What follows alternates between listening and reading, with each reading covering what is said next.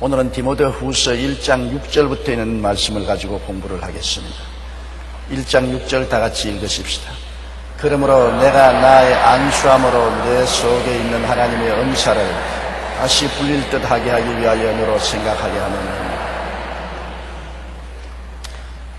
바울 선생이 디모데가 주의 종의 임직을 받을 때 안수를 했는데 하나님께서 사도 바울 선생의 안수를 통해서 디모데에게 성령의 은사를 주셨습니다. 무슨 은사를 주셨다는 것은 기록하고 있지 않습니다. 그러나 특별히 복음을 증하기 위해서 중요한 은사를 주는 것입니다.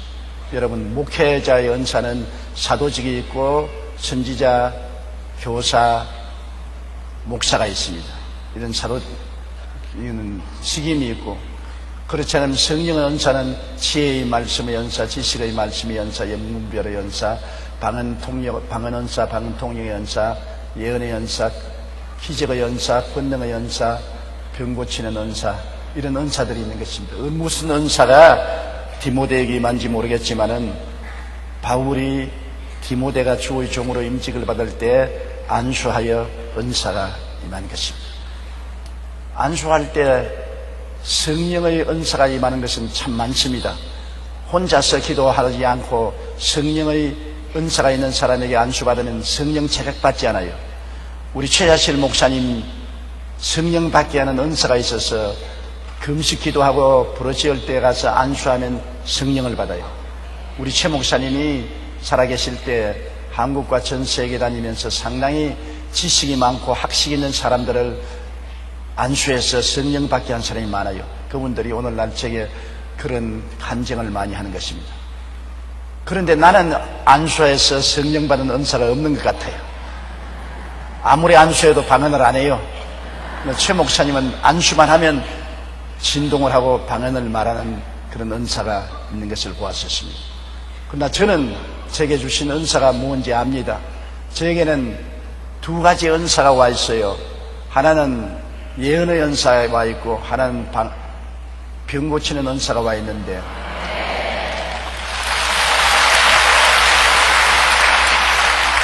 이것은 구함으로 얻는 것이 아니고 하나님이 원하시는 대로 나누어 주시는 것입니다.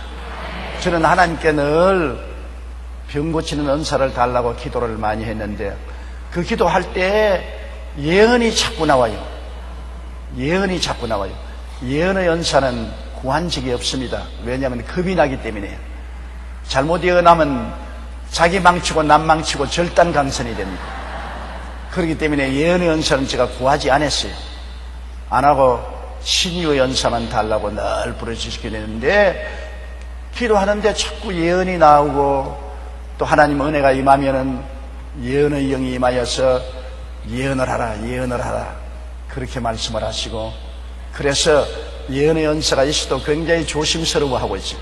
그리고 병 고치는 은사도 많은 사람 병을 고치고 병자 위한 기도를 하는데 그것을 불릴 듯이 하지 못하고 있을 때가 많습니다. 왜냐하면 병자 위에 기도하려면 굉장히 마음에 집중을 해야 되는 것입니다.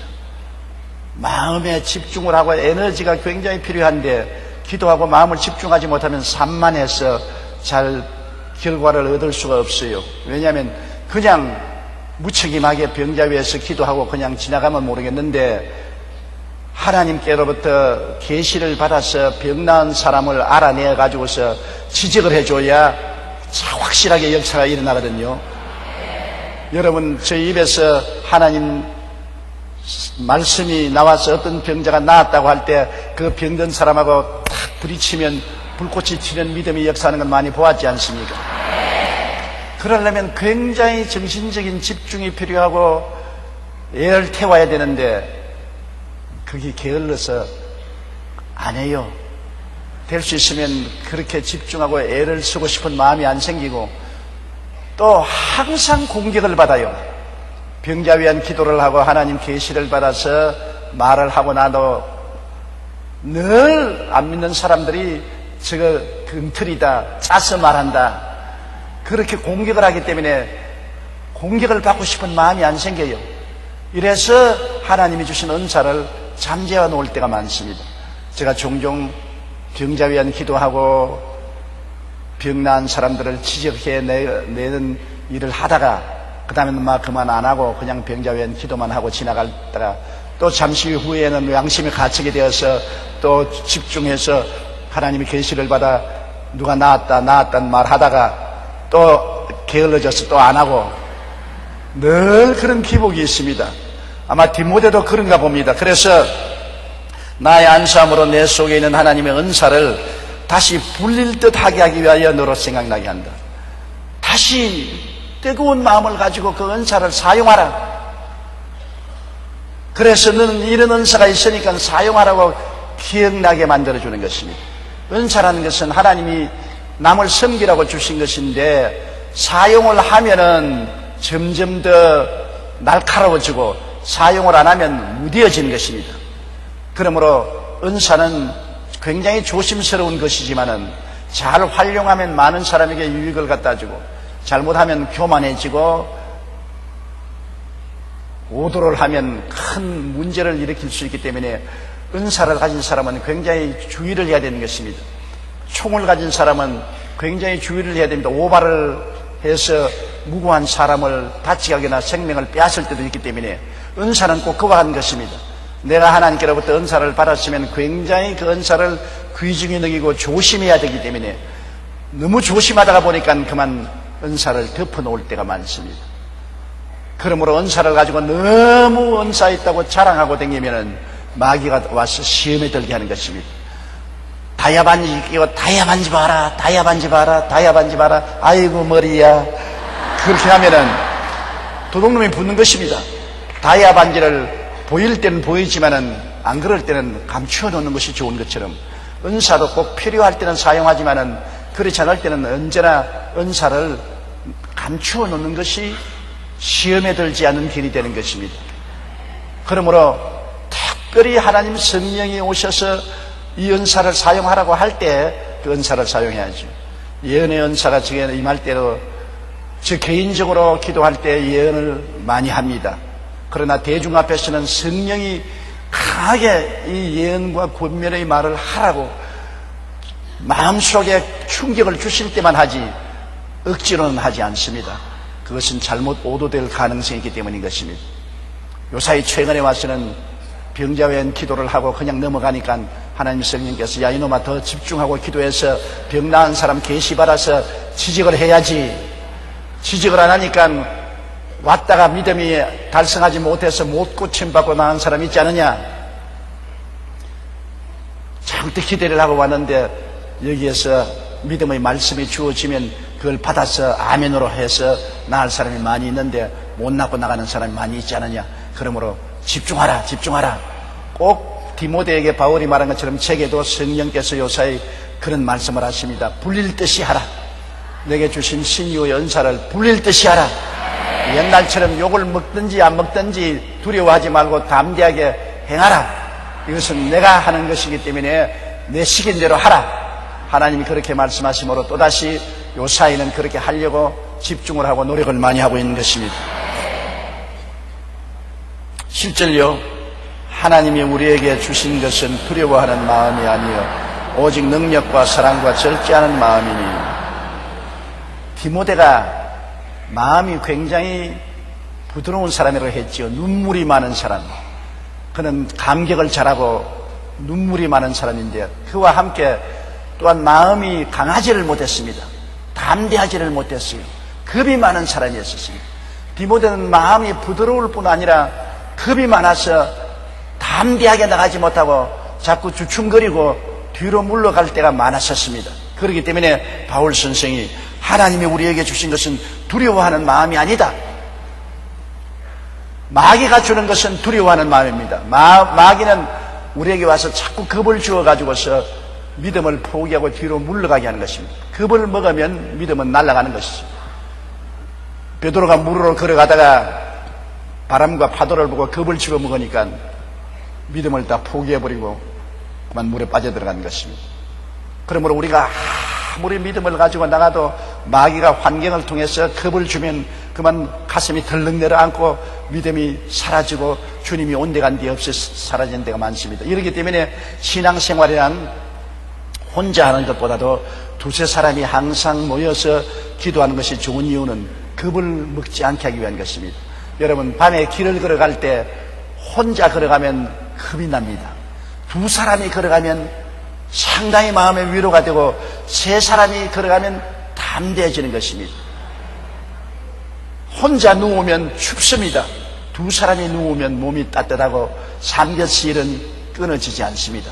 신앙생활도 왜 구역 예배를 드리고 구역원들이 모여서 서로 격려하라고 하냐면, 내 혼자는 환경을 바라보고 겁이 나서 신앙이 잃어버릴 때가 있는 것입니다. 그러나 튼튼한 지역장, 구역장이 있고 구역원들이 있으면 어려운 일이 있을 때 도움을 청하면 저들이 와서 함께 위로하고 격려하고 기도를 해주면 믿음을 견지할 수가 있는 것입니다. 겁을 먹지 않고 이겨낼 수가 있는 것입니다. 제일 우리 신앙생활에 고통스러운 것은 겁 먹는 일인 것입니다. 겁을 먹으면 그만 떨어져요. 샌프란시스코 다리를 놓을 때 중국 사람이 와서 그 샌프란시스코 금문교를 지었는데 많이 떨어져 죽었습니다. 금문교를 걸어가다가 그냥 밑을 내려보고 흐르는 물을 보고 놀라서 다리가 휘청거려서 떨어져 죽었는데, 그 금문교를 만드는 당국에서 그 금문교 밑에 그물을 쳤습니다. 떨어지면 받아줄 그물을 치는데, 그물을 치고 난 다음에는 일꾼들이 안 떨어져요. 겁을 집어먹지 않기 때문에 담대하게 되어서 다리가 흔들리지 않아서 그물을 치기 전에는 떨어졌는데 그물을 치고 난 다음에는 안 떨어져요. 담대하기 때문에 그런 것입니다. 우리 신앙이 강하고 담대하면 마귀의 시험에 넘어지지 않습니다. 믿음에 서서 굳세게 기도하고 예수 이름으로 원수 귀신을 물리치고 승리할 수 있는데, 우리가 겁이 들어오면은 그만 모든 것을 다 포기하고 마는 것입니다. 여러분, 엘리사가 얼마나 위대한 하나님의 종입니까? 바알의 선지자 450명, 아세라 선지자 400명, 850명을 불러가지고서 갈멜산에서 시합을 했습니다. 불로서 응답하는 자가 참 하나님으로 알자. 그래서 그들도 제단을 쌓고 송아지 한 마리를 각을 떼서 넣고 부르짖어서 하늘에서 불이 내려오게 하라. 바알이란 태양신입니다. 원래 불을 내리는 신입니다. 그래서 그들이 바알이여 바알이여 하고 하루 종일 뛰고 꿀리고 몸에 상처를 입히고 해도 불이 임하지 않았었어요. 그런데 엘리야가 저녁 소재 드릴 때쯤 될 때 제단을 쌓고 송아지를 잡아서 각을 떼고 물을 3동이나 갖다 붓고 난 다음에 하나님께 기도하니 하나님 불이 떨어져서 그 재물을 다 샀고 태우고, 그 다음에는 도랑에는 물도 다 태웠었습니다. 그러고 난 다음에 바알 선지자 450명을 잡아서 기손 시내가에 내려가서 엘리야가 칼로서 목을 베었습니다. 죽였습니다. 여러분, 한 사람도 아닌 450명을 목을 쳐 죽이자니 얼마나 무서운 일입니까? 그러고 난 다음에 갈멜산 중턱에 올라가서 3년 6개월 동안 비가 오는데 비가 오게 해달라고 부르짖어 기도해서 응답을 받아 비가 오니까 아합왕이 마차를 타고 수도 이스라엘로 들어오는데 그 앞에서 엘리사는 맨발로 뛰었습니다. 성령이 임하였어.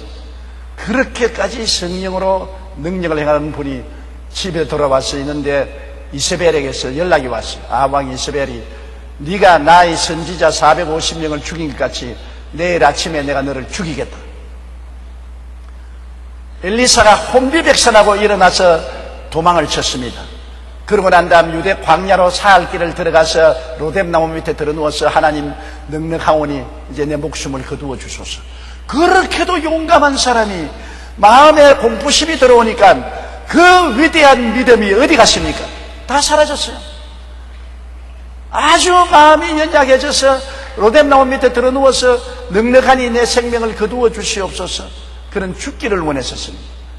거기에 보면 극명하게 알 수 있는 것은 마음에 두려움이 들어오면 그런 위대한 종 엘리사도 무능력하고 패배주의자가 되고 만다는 것입니다. 그때 엘리사를 도와줄 수 있는 두세 사람 형제가 있어서 오른팔을 왼팔을 들어주었으면 이겼을 것입니다. 그런데 혼자서 있으니까 공포가 들어오니 그만 겁이 나서 겁을 집어먹으니 믿음을 다 잃어버린 것입니다. 절대로 신앙생활에는 혼자 하면 안 되는 것입니다. 여러분, 모세가 이스라엘 백성을 광야에서 쳐들어온 아말렉을 쳐서 싸울 때 혼자서 손을 들어 기도하니까 팔이 아파서 견딜 수가 없었습니다. 팔이 아팠어.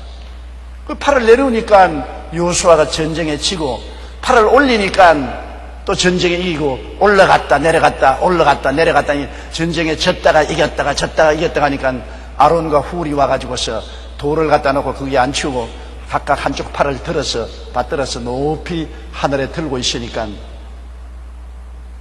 여호수아가 나가서 적군을 다 쳐서 멸하고 승리를 한 것입니다. 혼자서는 안 돼요. 더구나 쳐보십시오. 이제 나이가 한국 나이로 72살인데 힘이 붙여요. 목회라는 것은 설교만 하는 것이 아닙니다. 기도하고 설교하고 그 다음에는 지성전도 신방해야 되고 행정적인 일이 굉장히 많은데 지금까지는 혼자 했는데 이제 힘이 붙여서 할 수가 없어요. 도저히 힘이 붙여서 주일날 설교하는 것, 수요일날 강의하는 것도 힘에 붙여서 하나님께 힘달라고 애걸복을 하고 나오는 겁니다. 그래서 저는 이제는 도움자가 필요해요. 그래서 우리 당회에서 이영훈 목사를 담임 목사로 선출을 하고 7월 둘째 주일날 여러분의 인준을 받으려고 하는데 여러분 모두 다 인준해 줘야 돼요. 그래서 나를 도와줘야 오랫동안 써먹지. 나를 도와줄 사람을 안 세워놓으면 나 오래 못 써먹어요. 지쳐서 주저앉을 것 같아요. 제가 설교하다가 주저앉고 싶은 때가 한두 번이 아닙니다. 그건 왜냐하면 너무 일이 많기 때문에 내 오른팔 왼팔을 붙잡아 줄 사람이 필요한데 지금은 없거든. 그러니까 담임 목사가 와서 행정적인 문제도 처리해주고 여러 가지 교회 목회 사업을 맡아서 해주고 나는 기도만 하고 설교만 하시오. 그렇게 하면은 내가 또 오랫동안 여러분을 섬길 수가 있는 것입니다. 그러므로 제가 여러분에게 간청을 하는데 여러분 지역장, 구역장님들 우리 본교회뿐 아니라 지성전 지역장, 구역장들 모든 우리 성도 세례받은 20세 이상 된 사람은 7월 둘째 주일에 와서 이영훈 목사 담임 인준에 가표를 던져주시기를 바랍니다.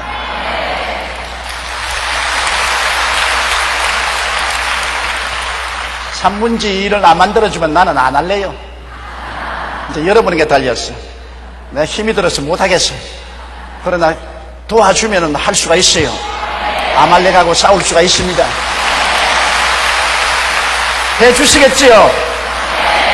그러면 나에게 한 손 한번 들어보세요. 해주시겠으면. 고마워요. 진짜 부탁이에요. 나는 솔직히 말해서 하나님이 힘주시면 더 오래오래 여러분을 위해서 기도하고 말씀 전하고 싶은 생각이 간절합니다. 여러분을 섬기는 것이 나의 생명의 목적이기 때문인 것입니다. 그러므로 하나님이 우리에게 주신 것은 두려워하는 마음이 아닙니다. 하나님은 마음속에 두려움을 주지 않아요. 여러분 마음속에 두려움이 오고 겁이 오거들랑 사탄이 온 줄 아십시오. 마귀가 온 줄 아십시오. 마음에 평안이 오면 하나님이 오신 것입니다. 그러나 마음에 두려움이 오면 사탄이 왔기 때문에 내가 예수 이름으로 사탄을 물리쳐야 되는 것입니다. 찬송 부르고 기도해서 사탄을 물리치고 곧장 지역장 구역장에게 전화 연락하고 성도들 모아서 함께 기도하고 물리쳐야 되는 것입니다. 한 사람이 천을 쫓고 두 사람은 만을 쫓는다 그럽니다. 혼자라도 두 사람이 합치면 만을 쫓아요. 그래서 두려운 마음을 쫓아야 되는 것입니다. 마음에 두려움이 와서 점령하면 그 다음에 사탄이 들어와서 도적질하고 죽이고 멸망시키는 것입니다. 마귀가 들어오는 틈을 여는 틈새기가 두려움인 것입니다. 욥이 두려워하다가 패가 망신했지 않습니까? 마귀가 욥에게 자꾸 두려움을 넣어주었거든. 너 모든 재산 다 잃어버릴 것이다. 너 자식들 다 죽을 것이다. 너 불치의 병이 들고 너 가정은 파탄에 이를 것이다. 자꾸 그 말이 마음속에 생각이 나고 꿈에 자꾸 꿈을 꾸고 두려운 마음이 들어와서 그것을 받아들여서 덜덜 떠니까 마귀가 하나님께 나와서 보세요. 욥은 하나님 당신 믿지 않나요? 내가 말하는 대로 두려움에 벌벌 떨고 있어요. 내게 넘겨주시오. 그래서 욥을 인수받아서 욥의 재산 다 빼앗고 자손들 다 죽이고 문둥병이 들어서 기와장을 끌고 앉아있는 비참한 상황이 되고 말한 것입니다. 두려움, 이것보다 여러분 싸우기가 힘든 상대가 없습니다. 여러분 두려움을 그냥 넘기지 마세요. 적은 두려움은 적은 마귀고 큰 두려움은 큰 마귀입니다. 두려움이 온다는 것은 마귀가 오겠다고 여러분에게 예언하는 것입니다. 마음에 두려움이 오는 것은 사실은 여러분 실제로 일어날 일은 두려워하는 것은 과거에 이미 40% 지나간 것이고 앞으로 안 다가온 것이 50%고 실제 두려워할 것은 10%밖에 안 된다고 하는 것입니다. 그런데 우리는 그걸 과장해서 자꾸 두려워하지요. 그러므로 하나님은 두려워하는 마음을 주지 않습니다. 하나님은 평안한 마음을 주시는 것입니다. 하나님은 기쁜 마음을 주시는 것입니다. 그러므로 하나님이 우리에게 주신 것은 두려워하는 마음이 아니요 오직 능력, 마음의 능력이란 담대한 마음을 말하는 것입니다. 능력이 오시면 담대하게 기도도 하고 담대하게 말씀도 전하고 담대하게 전도도 하고 담대하게 마귀를 쫓아내는 성령이 오시는, 성령이 주시는 능력을 말합니다. ability, 능력입니다. 내가 전에는 하지 못했는데 성령이 오시니 놀라운 능력이 나타나는 것입니다. 성령이 오셔서 놀라운 능력을 나타내는 것, 내가 두고두고 기억나는 것은 우리 신학교 다닐 때 동기동창인 여학생 한 사람이 있었는데 아주 얌전에 빠져서 고개도 못 들어요. 선생님이 뭐 질문하면 일어서지도 못해요. 굉장히 수줍음을 타는 처녀였습니다. 그래서 내가 뭐 저런 사람이 신학교 들어왔냐, 저래가 누구에게 전도하려느냐 그렇게 생각했는데, 한번 부흥의 성령을 받고 막 얼굴이 빨개져가지고서 춤추고 방언을 하고 하더니만 그 다음에 파고다공원에 전도하러 나갔는데 따라 나오겠다고 그래요. 내가 그때 전도부장이었는데 따라 나오겠다. 그래 제가 북을 메고서 덩덩 북을 치면서 노래를 부르니까 파고다공원에 한일하는 노인들하고 논팽이들 많이 있잖아요. 쫙 모여오는데 이 처녀가 자기가 설교하겠다고 그랬어. 내가 속으로 웃었습니다. 개망신 당할 것이다. 그런데 딱 서더니만 와, 입에서 불을 토하는데 그렇게 수줍던 처녀가 용사가 되어서 사자와 같이 외치는데 사람들이 다 박수를 치고 감동을 하더라고요. 어디에서 저런 능력이 나타났냐? 그가 성령을 받자 그런 능력이 나타난 것이라. 그러므로 예수님께서 말하기를 예루살렘을 떠나지 말고 아버지의 약속하신 것을 기다리라. 요한은 너희에게 물로 세례를 베풀었으나 너희는 몇 날이 못되어 성령으로 세례를 받으리라. 성령이 내게 임하시면 내가 권능을 얻고 즉 능력을 얻고 예루살렘과 온 유대와 사마리아와 땅 끝까지 이르러 나의 증인이 되리라. 여러분, 능력이 임해야 증인이 될 수가 있는 것입니다. 능력이 없으면 증인이 되지 못해요. 그런데 하나님은 우리에게 두려운 마음을 주시지 않고 성령을 주셔서 우리에게 능력을 주시는 것입니다. 그렇기 때문에 성령 충만하게 해달라고 자꾸 기도하는 것은 성령이 오시면 여러분이 학문이 부족하고 뭐 졸업장이 없고 지식이 없다고 할지라도 그런 것하고 비교할 수 없습니다. 하늘에서 내려오는 능력이 임하여서 여러분을 사로잡아 능력 있게 사용하는 것입니다. 역사를 통해서 보면 주님께서 크게 사용한 주의 종들 중에 그렇게 세상 학문 많은 사람은 없습니다. 스펄전 목사도 초등학교밖에 못 나왔습니다. 그러나 영국을 뒤흔들었지요.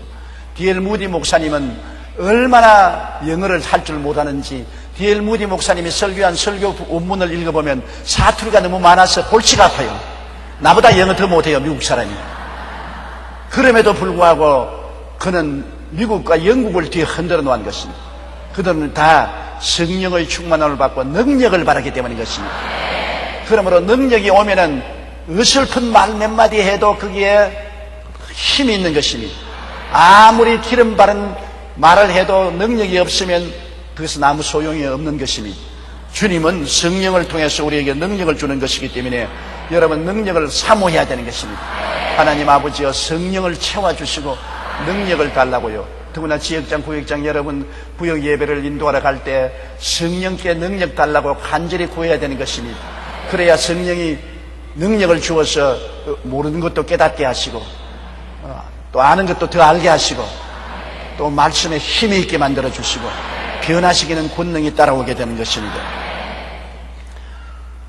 하나님은 두려운 마음이 아니요 능력과 사랑과 절제하는 마음이에요. 그 다음에 사랑하는 마음은 하나님께로 오는 것입니다. 미워하는 마음은 마귀가 갖다 주는 것이죠. 여러분, 미워하면 사람과의 관계도 끊어지고, 마음에 미워하면 내 마음이 고통스럽습니다. 미워한 만큼 내가 마음이 묶여서 나는 고통을 당하는 것입니다. 미워하는 상대는 잘 놀고 돌아다니는데 나는 미워하기 때문에 미움에 묶여서 이놈 두고 보자. 내 마음이 묶여서 상처가 나서 견딜 수가 없어요. 미워할 때 몸속에 생기는 호르몬이, 의사들은 말하기를 맹렬한 독사의 독보다 더 세답니다. 독사가 물면 독이 몸에 오르잖아요. 미워하는 마음은 마음에 독사의 독과 같은 호르몬을 몸에 생겨서 많은 병을 일으키고 더구나 암을 유발하는 주된 원인 중에 하나가 마음속에 미워하는 마음이라는 것입니다. 마귀가 갖다 주는 것이죠. 어떤 집에 두 자매가 있었는데 언니는 신앙이 굉장히 좋아요. 좋고 동생은 별로 신앙이 깊지 못한데 동생이 돈을 빌려주고 난 다음 못 받았어요. 못 견디겠거든. 돈을 빌려가고서 돈을 안 갚으니까 미워서 그냥 밤잠이 안 되고 그냥 소화가 안 되고 신터림이 올라오고 마음의 기쁨이 없었습니다. 이래서 언니에게 찾아갔어요. 언니 내가 돈을 빌려주는데 돈을 안 갚으니까 내가 너무 미워서 밤잠이 안 오고 소화가 안 되고 신터림이 올라오고 머리가 아프고 고통스럽다니까요. 언니가 당장 하는 말이, 야 이년아 도마뱀보다 못하구나. 언니가 위로해 줄 줄 알았더니 갑자기 야 이년아 도마뱀보다 못하구나. 언니 어떻게 그런 말이냐. 야 도마뱀은 어떤 줄 아니? 여러분, 도마뱀은 꼬리를 붙잡으면 어떻게 합니까? 꺾어버리고 도망치는 것입니다. 우리 어릴 때는 도마뱀이 많았어요. 그래서 여름에 도마뱀을 꼬리를 탁 잡으면 꼬리가 탁 떨어져 버립니다. 그리고 몽당 꼬리를 가지고 도망을 쳐버려요. 도마뱀을 잡으려고 꼬리를 밟으면 꼬리 떨어뜨려버리고 도망치는 것처럼 그 언니가 하는 말이, 너는 도마뱀보다 못하다. 너 빚이라는 꼬리를 잡혔으면 떨어뜨려버리고 그냥 그곳에서 나오라. 그 빚에 묶여있으면 빚 안 갚은 사람은 편안하게 사는데 너는 미움과 분노 때문에 잠도 못 자고 밥도 못 먹고 신터림이 올라오고 우울해지고 결국 네 죽는다. 지혜로운 것은 뭐냐? 꼬리를 끊어버려라.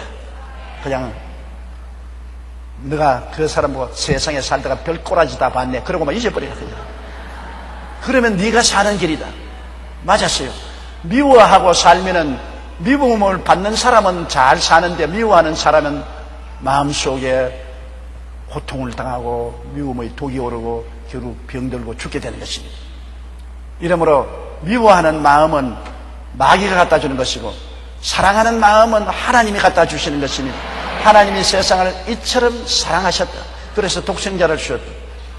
많은 사람들이 저보고 왜 북한에 가서 부흥회를 인도하지 북한에 심장병원을 지어주느냐. 그 많은 돈을 들여 심장병 지어주지 말고 부흥회를 하지. 그래서 누가 부흥회 하도록 허락해줘야 말을 하지. 북한에서는 하나님 말씀을 전가하도록 허락을 안 해주는데 내 혼자 아무리 북한에 가서 복음을 전가해도 전가할 기회가 없어요. 그러나 사랑은 언제나 하면 북한이 받아들이는데 사랑이 무엇입니까? 하나님은 사랑이신 것입니다. 말로서 못하면 사랑으로 하라. 따라 말씀해서 말로서 전도 못하면 사랑으로 전도하라. 사랑을 하면 사람은 사랑 안에 하나님이 계시기 때문에 하나님이 계시구나.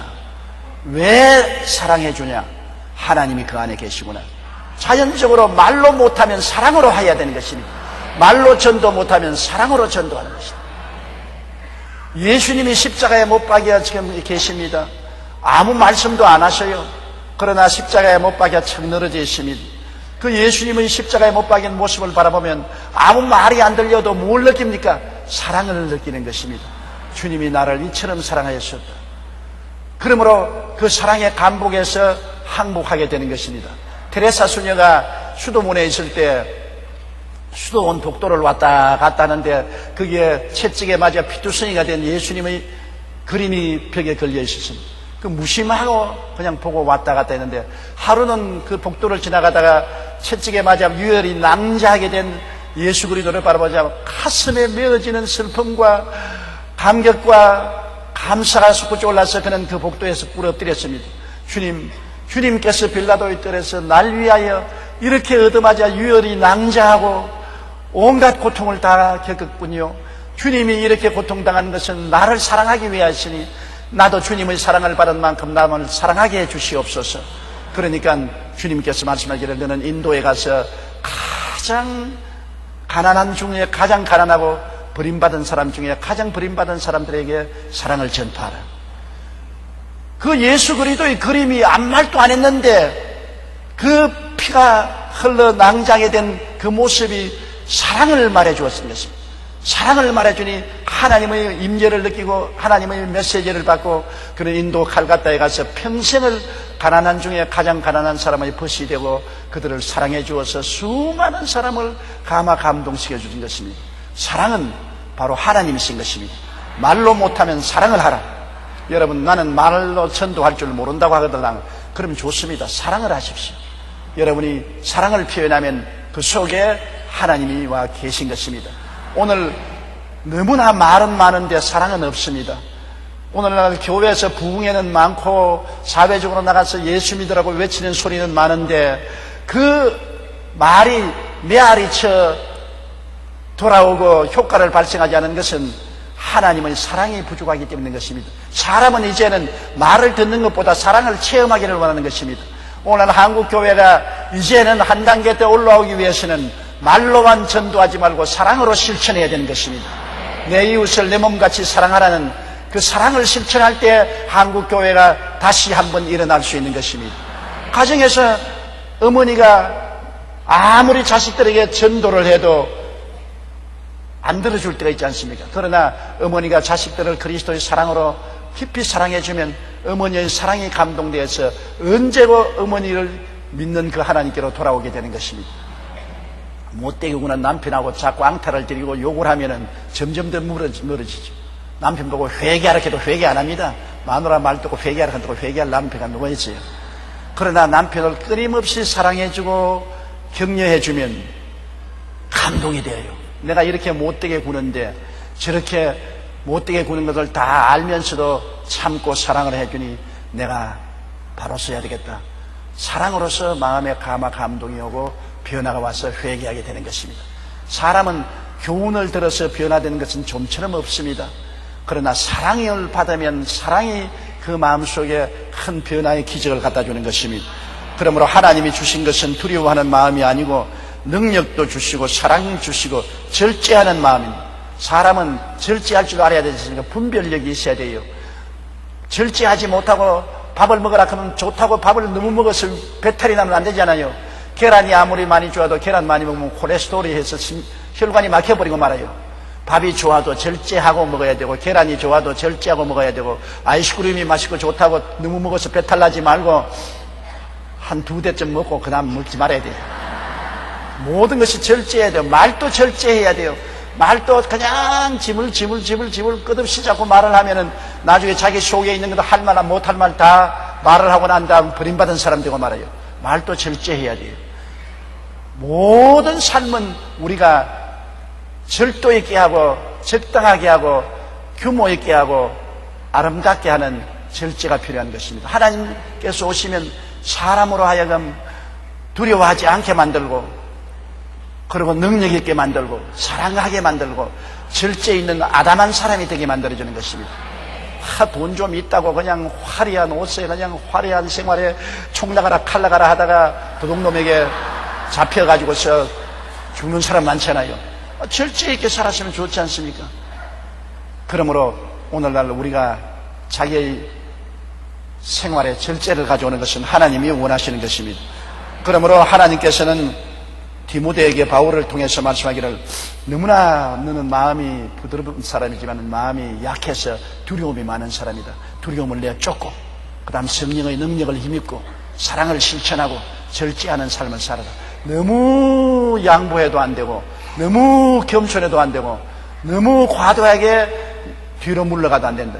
절제해서 하나님 종이 되라고 말하는 것입니다. 8절요. 그러므로 너는 내가 우리 주를 증언함과 또는 주를 위하여 갇힌 자 된 나를 부끄러워하지 말고 오직 하나님의 능력을 따라 복음과 함께 고난을 받아라. 바울 선생이 우리 주를 증언하신 예수 그리스도께서 하나님 아들로 동정녀 마리아를 통해서 오셔서 3년 반 동안 사역을 하시고 십자가에 못 박여 몸짓고 피 흘려 죽으셔서 우리를 대속하시고 무덤에 들어간 지 사흘 만에 부활해서 구원을 완성하시고 승천해서 보좌 우편에 앉았다는 주에 대한 증언입니다. 증언이라는 것은 내가 보고 듣고 아는 바를 증거하는 것입니다. 소설을 이야기하는 거 아닙니다. 증거라는 것은 법정에 서서 내가 보고 듣고 체험한 것을 확실히 말하는 것입니다. 여러분, 우리가 예수를 전도하는데 가장 힘있는 전도가 간증입니다. 내가 체험한 것, 내가 들어서 지식으로 얻은 것보다도 내가 예수 믿고 이렇게 변화받았다, 내가 예수 믿고 마음에 평안을 얻었다, 예수 믿고 병 나았다, 예수 믿고 우리 가정에 기적이 일어났다, 예수 믿고 미워한 사람을 사랑하게 되었다, 증언할 때 파워가 있는 것입니다. 남의 이야기 들어서 이야기하는 데는 힘이 없어요. 그러므로 내가 체험하고 내가 깨달아 알고 남에게 이렇게 되었다고 담대하게 증언하는 것이 얼마나 힘이 있는지 몰라요. 바울 선생은 예수를 믿고 그가 체험하고 변화된 그 놀라운 역사를 증언했었습니다. 그리고 복음을 전하다가 주를 위하여 수없이 감옥에 들어가고 얻어맞고 같이 고통을 당한 것입니다. 그런데 이렇게 사는 나를 디모데 보고 부끄럽게 생각하지 말아라. 어떠한 사람들은 감옥에도 갇히지 아니하고 아주 대접받고 고상하게 사는 사람들도 있는데 바울 선생은 쓰레기같이 버림을 당하고 사람들에게 짓밟히고 천시를 당하나 죽기 아니면 살기로 증언하고 복음을 전한 그 바울 선생을 부끄럽게 생각하지 마라. 나는 우리 집에 나를 제일 존경하는 분이 누구냐? 우리 손녀딸입니다. 이제 초등학교 2학년 된 손녀딸이 자기 할아버지가 여의도 순복음의 목사라는 것이 너무나 자랑스러워가지고서 하루는 가족들하고 식사를 하는데 그 텔레비에 제가 나오니까 식사하는 중에 저기 아버지가 아유 시끄럽다 저 텔레비 끄라는 게 눈을 딱 바로 떠가고 자기 아버지가 아버지 왜 꺼요? 할아버지가 지금 나와 있는데.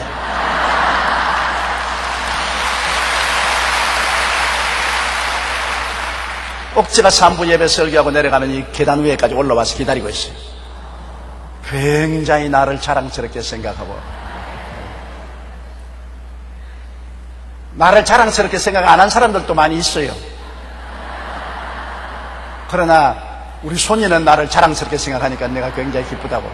여러분, 바울 선생을 디모데는 좀 자랑스럽게 생각하지 않은 것 같습니다. 다 같은 사도지만은 다른 사도들은 자기 부인도 데리고 다니고 월급도 받고 편안한 생활을 하고 바울 선생처럼 저렇게 얻어맞고 늘 멸시와 천대를 당하고 감옥에도 안 들어가는데 우리 사도인 바울 선생은 왜 저렇게 고생을 하고 있느냐 좀 부끄럽게 생각한 것 같습니다. 그래서 바울 선생이 하는 말이 내가 예수 그리스도의 복음을 전가하다가 감옥에도 들어가고 헐벗고 굶주리고 멸시와 천대를 당하고 고통당하는 이 삶을 너는 부끄럽게 생각하지 말아라. 하나님의 능력을 따라 복음과 함께 고난을 받아라. 하나님의 능력을 받아서 복음을 전가할 때는 원수들이 생기고 고통이 다가온다. 일하는 소에게 망을 씌우지 말라고 했는데 일하는 소가 망만 안 씌울 뿐 아니라 일하면 수고와 고통도 당하게 되는 것입니다. 이 세상에 마귀가 없으면 아무리 복음을 전거해도 괜찮지요. 누가 저항하지 않지요. 마귀가 가만둘 택이 없습니다. 마귀는 하늘나라가 전파되면 자기의 위세가 점점 좁아지고 자기가 지옥에 떨어질 날이 가까워지니까 결사적으로 복음을 막습니다. 예수 그리스도의 복음을 전하는 전도자들을 회방하고 고통을 주고 사람들을 충동해서 반역하게 하고 감옥에 들어가게 하고 온갖 모욕을 당하게 하는 것이 마귀의 일인 것입니다. 마귀는 도적질하는 것이고 죽이는 것이고 멸망하는 것이 자기 뜻이요 온갖 참소를 다합니다. 그렇기 때문에 예수 그리스도를 증거하는 일에 열심을 다하면 반드시 마귀가 싸움을 겁니다. 우리의 신앙생활은 일평생 선한 싸움을 싸우는 것입니다. 싸움 없는 신앙생활은 내가 주님을 위해서 열심히 일을 하지 않다는 증거인 것입니다. 일 안 하는데 마귀가 대항할 턱이 있어요. 가만히 놀고 있는 신자 보고서 마귀가 저항하지 않습니다. 일하는 신자를 중지시켜야 한 사람이라도 구원 못 받게 하죠. 이러므로 우리가 주를 위해서 일하겠다고 각오하고 나고 일하면은 그때부터 많은 원수들이 생겨납니다. 가족들이 일어나서 원수가 되기도 하고, 친구들이 원수가 되기도 하고, 이웃이 와서 장애물을 놓고 고통을 갖다 주고 여러 가지 괴로움이 다가오는 것입니다. 그러나 하나님의 능력을 받아 이 모든 괴로움을 극복하고 나가는 것이 신앙생활인 것입니다. 고통이 없는 신앙생활은 없습니다. 고통을 당하되 고통을 극복하고 나가야 되는 것입니다. 그리고 그 고통 때문에 더 하나님께 가차와지고 기도를 하게 되는 것입니다. 여러분, 성경에 보면 한나가 있지요. 한나가 엘가나의 첫째 아내입니다. 둘째 아내가 브넷나입니다. 그런데 여러분 성경 읽어보시면 알다시피 한나는 아들을 못 낳고 브넷나는 아들을 쑥쑥 뽑았습니다. 그러니까 브넷나가 둘째 아내인데 한나를 얼마나 핍박을 했으니까 자식도 못 낳는데 밥은 왜 저렇게 많이 처먹냐, 자식도 못 낳으면서 무슨 건방지냐. 그런데 엘가나는 한나가 자식을 못 낳아도 한나를 굉장히 사랑을 했습니다만 한나는 눈물로 나를 지냈었습니다. 그러나 브렛나는 어깨에 힘주고 나는 자식을 줄줄 낳았으니 날 봐라. 그런데 한나가 성전에 가서 브렛나가 너무나 압박을 가하기 때문에 하나님께 기도를 했습니다. 브렛나가 압박을 안 가했으면 한나가 기도 안 했어요. 고통이 없는데 뭐 기도할 것도 뭐 있어요. 편안하게 살지요. 브렛나가 그냥 와서 아이고 형님 자식이 없어도 내 자식이 형님 자식 아닙니까? 우리 같이 키웁시다. 우리 인기게 삽시다. 이랬다 하면 뭐 한나도 마음이 편안하고 좋아가지고 기도 안 했을 것인데 브넷나가 자꾸 압박을 가하니까 너무 괴로워서 하나님 성전에 와서 얼마나 간절히 기도했던지 목이 메여서 말이 안 나와서 입술만 덜썩덜썩 하니까 엘리 제사장이 한나야, 술을 그만 끊어라. 왜 술을 먹고 성전에 와서 입술만 덜썩덜썩 하느냐? 내가 술을 먹어서 입술을 달싹달싹 하는 게 아니라 너무나 원한에 사무쳐서 말이 막혀서 입술만 덜썩거립니다. 왜 그러냐? 자식이 없어서 고통당하니까 하나님이 응답해줘. 맹년 이만 된 자식이 있을 것이라. 그래서 하나님이 응답해서 놓은 자식이 누굽니까? 사무엘입니다. 사무엘은 이스라엘의 사사 중에 가장 위대한 사사인 것입니다. 사무엘을 통해서 다윗도 왕이 된 것입니다.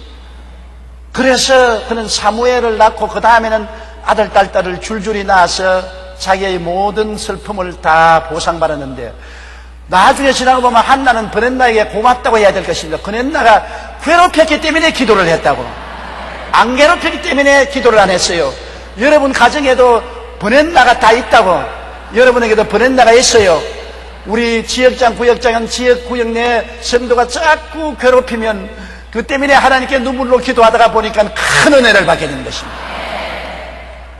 브넷나가 있기 때문에 한나가 기도한 것처럼 우리 예수 믿는 생활 속에는 고난이 다가오는데 하나님이 왜 고난을 물리치지 않습니까? 라고 원망하지만은 그러나 고난 때문에 우리가 기도해서 큰 은혜를 받게 되는 것입니다. 큰 풍파가 다가와야 부르짖고 기도하지 편안하면 기도 안 해요. 그거는 내가 잘 알아요. 왜? 나도 그러니까.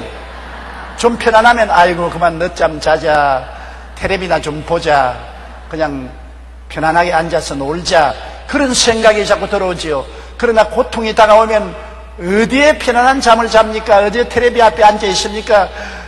편안하게 놀려고 생각하는 게 있습니까? 주야로 부르짖어 주님께 기도하고, 그래서 문제도 해결되고 은혜도 받고 꼭 먹고 알 먹고 도랑치고 가재 잡고 놀라운 역사가 일어나게 되는 것입니다.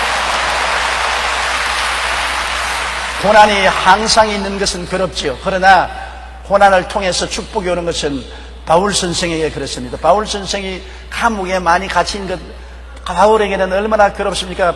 꼭 브넷나와 같습니다. 고통이 다가와서 바울 선생을 감옥에 늘 가둬넣어서 바울은 괴롭게 생각하고 디모데는 오히려 부끄럽게 생각했는데 그것이 축복으로 변한 것은 감옥에서 할 수 없으니까 모든 자기의 목회하는 교회에 편지를 썼는데 그것이 오늘날 우리 성경이 되었다고요. 로마서부터 시작해가지고서 여러분 디모데 전후서, 디도서, 빌레몬서 할 것 없이 모두 다 신약 성경의 거의 3분의 2는 바울 서신인데 감옥에 있었기 때문에 한가한 시간이 있어서 편지를 썼지, 감옥에 안 들었으면 이 놀라운 축복의 글을 적을 수가 없을 것입니다. 우리는 오늘날 볼 때 바울 선생이 감옥에 더 오래 있었으면 죽을 뻔당했습니다.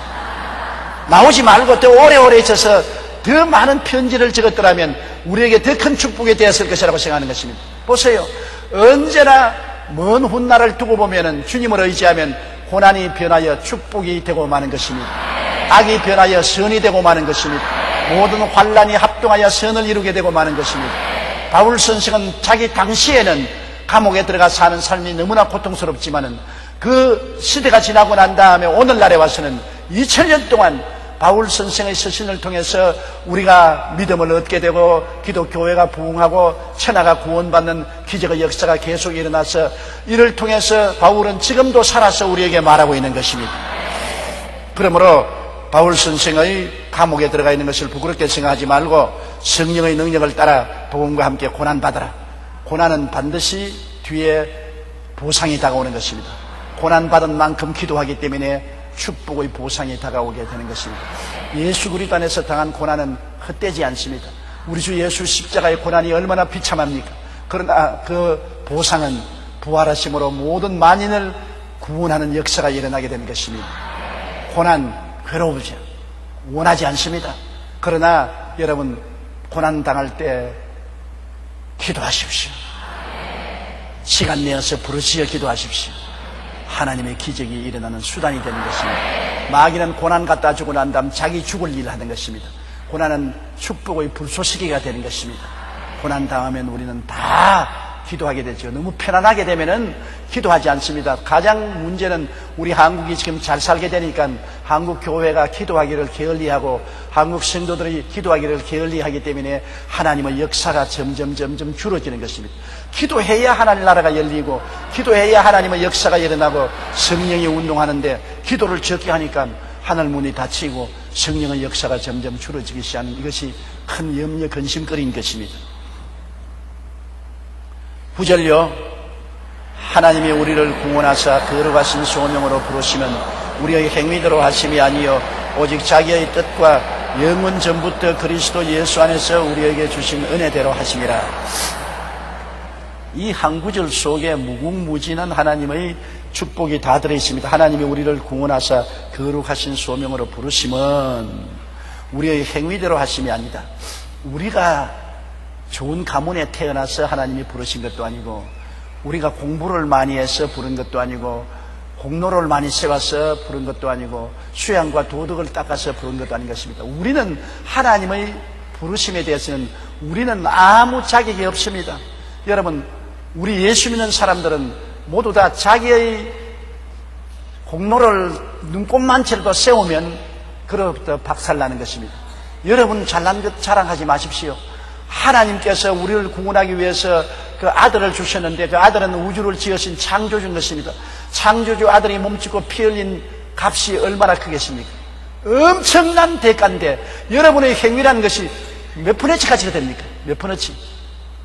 부모님이 여러분을 많은 희생과 고난으로 사랑해서 키워주었는데 여러분 동전 1원 가지고 가서 사랑을 갚으러 왔습니다. 동전 1원 받으십시오 하면 부모님에 대한 칭찬입니까? 모욕입니까? 예? 모욕이지요. 부모님이 그 큰 사랑을 베풀어 주었는데 동전 1전 가지고 와서 이때까지 받은 부모 사랑을 내가 대가를 지불하겠습니다 하면 얼마나 큰 모욕을 느끼겠습니까? 그냥 도저히 너무나 큰 사랑에 감격해서 그저 고맙습니다. 그저 고맙습니다. 그러면 끝나는 거예요. 그 이상 말할 것 없어요. 하나님의 사랑이 그리스도 안에서 엄청나게 넘쳐나기 때문에 아버지여 감사합니다. 그저 감사합니다. 그로서 끝장나는 거예요. 내가 하나님 아버지여 기도를 많이 했어요. 내가 전도를 많이 했어요. 11조를 많이 냈어요. 교회를 봉사를 많이 했어요. 내가 고행을 많이 하고 수양을 많이 닦았어요. 나 잘났지요? 야, 이 개떡 같은 놈아, 물러갈지어다. 그러고 말 것인 것입니다. 개떡이요, 개떡. 우리는 빈손 들고 와서 십자가를 끌어안는 것밖에 없습니다. 나는 아무 가치도 없고 잘난 것도 없고 한 일도 없지만은 예수 공로 의지해서 십자가를 끌어안을 때 하나님이 그저 용서해 주시고 사랑해 주시고 구원해 주시고 믿기만 하면 되는 것입니다. 믿기만 하면 돼요. 옆에 있는 분들에게 믿기만 하면 됩니다. 그렇게 말씀합니다. 이게 복음이에요. 이게 복된 소식이에요. 얼마나 좋은 소식입니까? 뭘 해야 된다면 잘못하면 자격이 없지 않아요. 해서 구원받는다면 구원받을 만큼 잘할 사람이 아무도 없기 때문에 기쁜 소식이 아니에요. 부담되는 소식이에요. 그러나 아무 한 일이 없이 그냥 와서 믿기만 하면 용서받고 구원받는다는 것은 부담되는 소식이 아니라 기쁜 소식이 되는 것입니다. 너무나 즐거운 소식입니다. 이 소식을 우리가 끊임없이 전해야 돼요. 하나님이 우리를 구원하사 거룩하신 소명으로 부르셨다. 우리를 구원하시고 세상에서 분리해서 하나님의 자녀로 소명을 부르신 것은 우리가 스스로 나온 것이 아니라 하나님이 불러주어서 나왔거든요. 하나님이 불러주어서. 조용히야! 오너라! 예! 오너라고 말도 안 했는데 내 여기 있어요! 나 여기 있어요! 몰라, 너는 몰라. 주님 그렇게 말합니다. 여러분 오늘 이름을 한번 말하십시오. 하나, 둘, 셋. 이리 오라! 그래서 여러분 왔어요. 여러분이 스스로 부르지도 않는데 주님 나왔어요. 네가 누구냐? 난 몰라요. 몰라. 그렇게 되어 많은 것입니다. 나는 뭣도 모르는데 주님이 나 이름 부르면서 소명했었습니다. 이름을 부르신 것입니다. 그래서 깜짝 놀라서 어떻게 해서 부르셨습니까? 하나님이 좋아해서 불러주신 것입니다. 만세전에 하늘과 땅과 세계와 그 가운데 모든 것이 생기기 전에 내 형체도 있기 전에 이미 주님은 우리를 아시고 보시고 우리를 좋아해서 선택해 주신 것입니다. 하나님이 우리를 좋아해서 선택했는데 조건이 없어요. 왜 날 사랑하냐? 왜 날 부르셨나요? 무슨 조건으로 부르셨나요? 하나님 뭐라고 말씀하십니까? 내가 좋아해서 불렀다. 왜? 내가 좋아하는데 왜 잔소리가 많아? 하나님은 날 좋아하신다. 따라 말씀, 하나님은 날 좋아하신다. 할렐루야. 그러니 내가 담대하게 나가지요. 나를 좋아해 주는 하나님께 나가는데 내가 쭈삣쭈삣할 필요가 있어요. 내가 두려워할 것 없습니다. 담대하게 그 품에 뛰어안길 수가 있는 것입니다. 하나님이 우리를 구원하사 거룩한 소명으로 부르시면 우리의 행위대로 하심이 아니요 오직 자기의 뜻과 하나님이 우리를 구원하시기 원하신 뜻과 영원 전부터 그리스도 예수 안에서 우리에게 주신 은혜대로 하십니다. 은혜대로. 은혜는 공짜입니다. 영원 전에 하나님이 원하셔서 우리를 좋아서 공짜로 예수 그리스도 안에서 하나님의 자녀가 되도록 예정하시고 때가 오매 부르셔서 오늘 여의도 순복음교회에 앉아 계신 것입니다. 와, 여러분의 팔자가 늘어졌어요. 이런 축복이 세상에 어디 있습니까? 이 세상에 어떤 지위나 명예나 부귀나 영화나 권세에 비교할 수가 없는 하나님의 부르심을 받았고 하나님의 은혜로 구원을 받았으니 우리가 목숨을 다 바치 하나님을 사랑하고 하나님을 순종하고 헌신해도 시원치 않을 것입니다. 갚을 수 없어요. 하나님의 은혜는 갚을 수가 없어요. 우리는 세세 무음토록 하나님께 영원히 빚진 자가 된 것입니다. 이 세상의 영원 구원이 빚지고 천국의 영원한 생명이 빚져서 그저 하나님을 세세토록 섬기고 영광 돌리고 감사할 것밖에 아무 말이 없습니다. 조건이 없어요. 신앙이 오래되고 하나님의 은혜를 깨달은 사람일수록 말수가 적어집니다. 신앙이 여리고 아직까지도 은혜를 잘 못하는 사람이 자꾸 내가 하지, 은혜를 받은 사람은 내가 없어지고 입 딱 다물어버려요. 그저 감사합니다. 그저 감사합니다. 살아도 감사하고 죽어도 감사하고 먹어도 감사하고 못 먹어도 감사하고 그저 감사합니다. 은혜에 감격할 수밖에 없는 것입니다. 10절요. 이제는 우리 구주 예수 그리스도 예수의 나타나심으로 말미암아 나타나셨으니 그는 사망을 패하시고 복음으로서 생명과 썩지 아니할 것을 드러내신지라. 이제는 꿈이 아닙니다. 구약 시대에는 언제나 장차 메시아가 올 것이라고 늘 예언을 했으니까 미래 사건입니다. 그래서 장차 메시아가 오시면은 구원을 받을 수 있다고 기대를 했습니다. 그래서 구약 성경에는 메시아가 올 것을 예언했지 않습니까? 이사야서 7장 14절에는 보라 처녀가 잉태하여 아들을 낳을 것이요 그 이름은 임마누엘이라 하랬고, 이사야 53장은 저가 찔리면 우리 허물이 남이요 저가 상하면 우리 죄악을 남이라. 저가 징계를 받음으로 우리가 평화를 누리고 저가 질증에 맞으면 우리가 나음을 입었도다. 우리는 다 양같이 그릇 행하여 각기 제 길을 가꾸늘 야훼께서는 우리 무리의 죄악을 저에게 담당시오. 아직 늙어도 아주 써먹을 만해요.